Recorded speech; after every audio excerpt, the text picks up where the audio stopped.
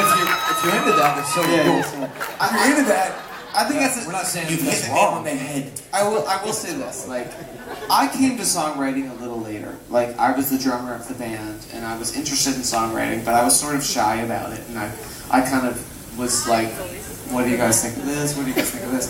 And, you know, I mean, and being in a band with this guy is a little intimidating. I mean, like, this guy's he's a master songwriter, so it's like, if you bring a song to the band, you're like, well, you know, I mean, it's a big shoot of, you know, to kind of, it's a big thing to go under. So, I will say this. And I put them under it. I will say this. So it takes a lot of like courage in this thing to be like, okay, well, I have the song, and I think it's good. Do you guys like it? I will say this. The best thing in my life has been having that situation and bringing a song to especially this guy and this guy. You're a hero! Because I also don't want to underestimate, you know, everyone knows how great of a songwriter Rob is, but Kyle is equally as great of a songwriter. So, you know, when you have two guys in your band who you're like, well, this is the guys who I have to get my songs, this is the guys I have to, you know, they have to like it in order for it to be good. That takes a lot. So, being in a position to have a song and you bring to these guys and you're like, you're gonna like it, and have these guys go, dude, that's fucking horrible. That's the worst thing I've ever fucking done. Speaking of that, here's what we should do. Englishtown, we have a new record. Everybody has Oh, really? Oh, yeah, we're not gonna do that. Well, that sucks. We're not gonna do that. They just gave us the 15-minute mark. Like, what's weird? Can we go longer than that? Or is that good? So let's just Don't throw shit. check this out. Don't throw shit. Englishtown. It sounded like this, which is it's like this would be the acoustic version of Englishtown. Oh, you want to play that? Yeah. Okay, so Englishtown, good example. Okay. Wait, Don't be finish my offended. thought. Hold on. I have to pee. Really. So you basically you have to build up a pretty thick skin. He's got to pee.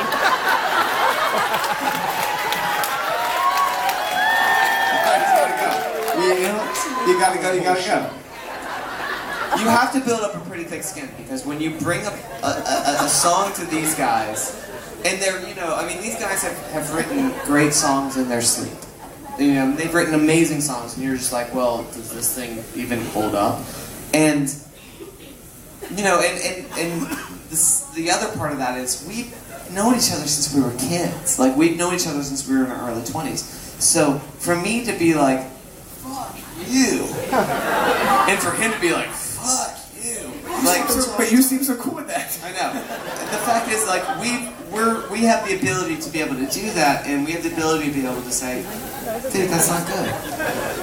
And that's, as a songwriter, especially the songwriter, like, that's just trying to get like stuff, you're just like, wow, that's really hard to do.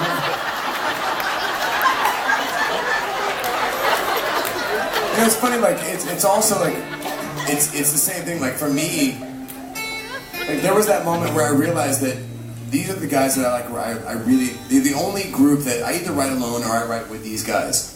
And when I came in, and, like, they're the guys that are like, you know what, that's not a good song.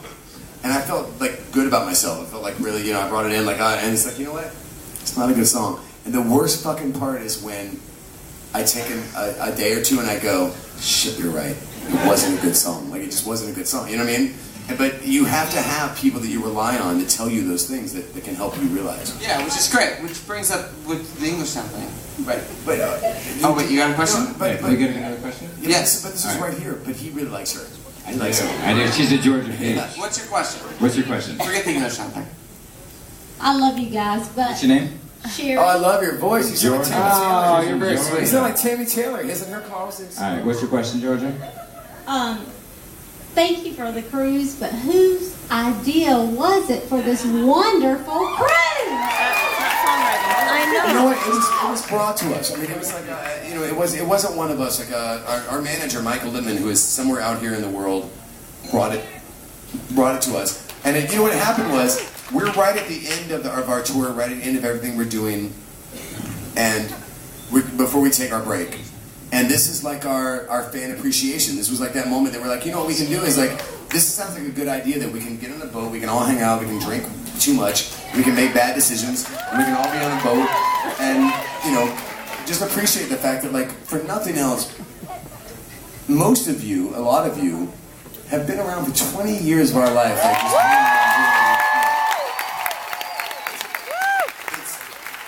it's a bigger deal for us than you guys might imagine, because it doesn't exist. What we do our entire life, like our ability to have a life, like what we do, our ability to shine, our ability to create, none of those things exist without you guys. And so this is a big deal to us, and so we're happy that we could do this.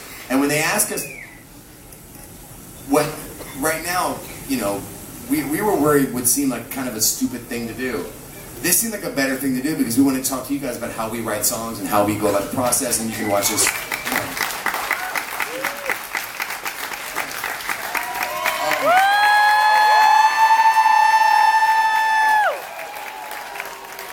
He took care of the wash that time.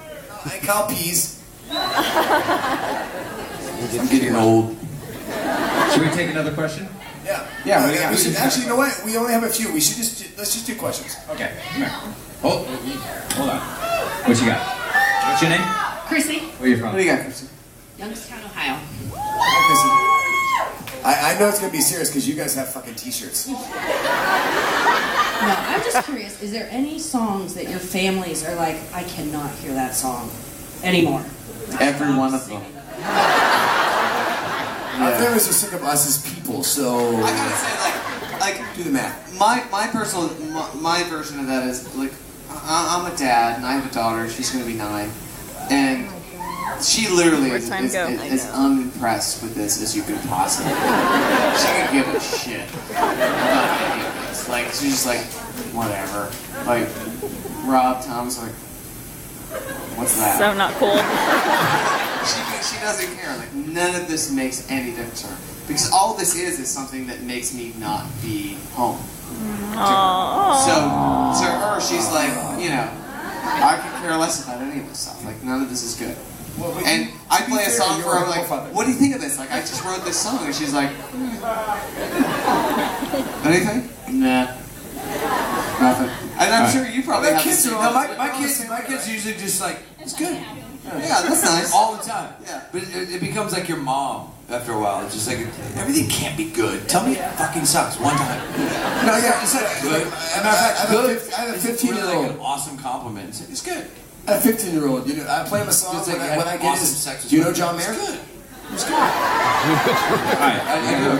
What do you got? All right, hold on. Randall, what do you got? I'm right here. Hello, Gillian from. Hey, Gillian. Oh, Gillian, I know you. Yes, How are you you, baby? So once you do write a great song and you're done with it, is it hard to get the hook out of your head to write another one? Well, I don't know that we necessarily know that it's a great song. The greatest is kind of the. I gotta say, the only song that I know, like, I can speak of North. The one song that we were like, that's fucking great, we're proud of that, that's awesome, is I Will. We were like, you know what, it's not a single, it's not a song that's gonna get played on the radio, but damn, are we proud of that. I think it's good. Like, Kyle actually would disagree. Kyle's like, yeah, whatever, I don't like that song too much. I think it's good. But I don't know that we ever know that we Guys, write a listen. What's up, Tom?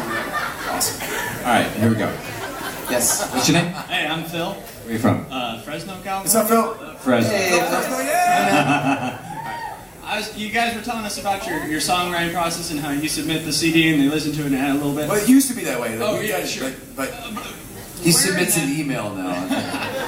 Where in that process do you hear it and go, holy shit, this is the song. This is going to be huge. Well, that's a good question because a lot down if you go down the line of a lot of the albums, I mean, I think if I remember correctly, and I think our management, Littman, Michael would agree. Didn't we all think Black and White People was the big like on Mad Season? Did we think that was? I didn't. I gotta say, I never did thinking either. that everybody talked about that. I as like never the big thing? did. I will go on record as saying I was never the biggest fan of that song. Okay, well maybe I'm. But I will say that a lot of people were. And I there thought was a lot of talk of that being that should be our first single. Point being, there are songs that emerge early on in the recording that everybody does. Say that. And then it ends up being sometimes, a lot of times, another song It goes that no back one was really thinking is that subjective. after the arrangement. Everything is subjective. Like the song, like we'll make one record. On that one record, the song that Kyle thinks is the best song, I think is the best song. You know where it's going. It's never going to be the same thing. And then all of a sudden you go to the label, and the label is like, oh, this is the awesome song, and you're like, well, I'm gonna let you say what you want to say because you're the guy that's gonna put the record out, and we're gonna, I'd rather listen to radio because radio is gonna play it. I gotta say though, the one song that I can say defied all of that is "If You're Gone." Everyone that heard "If You're Gone" from every stage, like we heard "If You're Gone," obviously we got the demo of it, we put it together. Everyone that heard it on every step of the way was like, "If You're Gone's gonna be an awesome song." That was the one song I can say that everyone knew. I don't know if I remember feeling that way, but my memory is really shitty. Already gone. Yeah. "If You're Gone," I remember it. Like everyone knew that. Think I'm finally scared now. You think I'm weak. I think you're wrong. It's like a whole different vibe, Totally. Yeah. But I do remember from a label standpoint, from I know Matt's standpoint, I know our standpoint. We had the crazy Chicago horns on it. It sounded like There Chicago. was never a question of "If You're Gone" was going to be the song that we were all sort of well, we got that. No matter what we have that. Can I say this before we do this thing? Because we're going to do this and they're going to push us out. But I want to say one thing, and this is a testament to you guys. For our entire career, you never know what song is going to be the song. You know what I mean?